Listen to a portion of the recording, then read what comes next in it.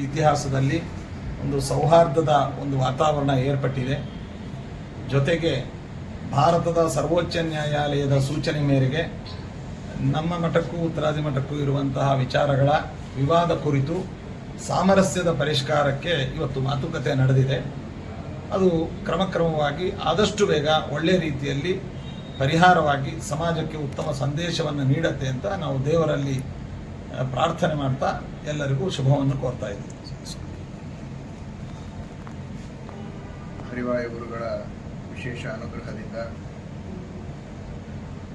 ಉತ್ತರಾದಿ ಮಠ ಹಾಗೂ ರಾಘವೇಂದ್ರ ಮಠದ ನಡುವಿನ ಅನೇಕ ದಿನಗಳ ವ್ಯಾಜ್ಯಕ್ಕೆ ಒಂದು ಪರಿಷ್ಕಾರವನ್ನು ಮಾಡಿ ಒಳ್ಳೆಯ ರೀತಿಯಿಂದ ಎಲ್ಲರೂ ಒಟ್ಟಾಗಿ ಇರುವ ರೀತಿಯಲ್ಲಿ ಸಮಸ್ಯೆಯ ಪರಿಷ್ಕಾರದ ದಾರಿಯಲ್ಲಿ ವಿಶೇಷವಾದ ಪ್ರಯತ್ನ ಸರ್ವೋಚ್ಚ ನ್ಯಾಯಾಲಯದ ಆದೇಶದ ಅಡಿಯಲ್ಲಿ ನಡೀತಾ ಇದೆ.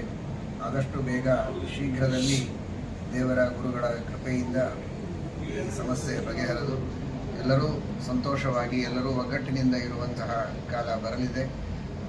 ನಾವಿಬ್ಬರೂ ಕೂಡ ವಿಶೇಷವಾಗಿ ಈ ದಿಶೆಯಲ್ಲಿ ಅತ್ಯಂತ ಪ್ರಯತ್ನವನ್ನು ಪ್ರೀತಿಯಿಂದ ವಿಶ್ವಾಸದಿಂದ ಪ್ರಯತ್ನವನ್ನು ಮಾಡ್ತಾ ಇದ್ದೇವೆ. ಪ್ರಾಮಾಣಿಕವಾದ ಪ್ರಯತ್ನಕ್ಕೆ ದೇವರು ಯಶಸ್ಸು ಕೊಡಲಿ ಅಂತ ಪ್ರಾರ್ಥನೆ ಮಾಡ್ತೀವಿ.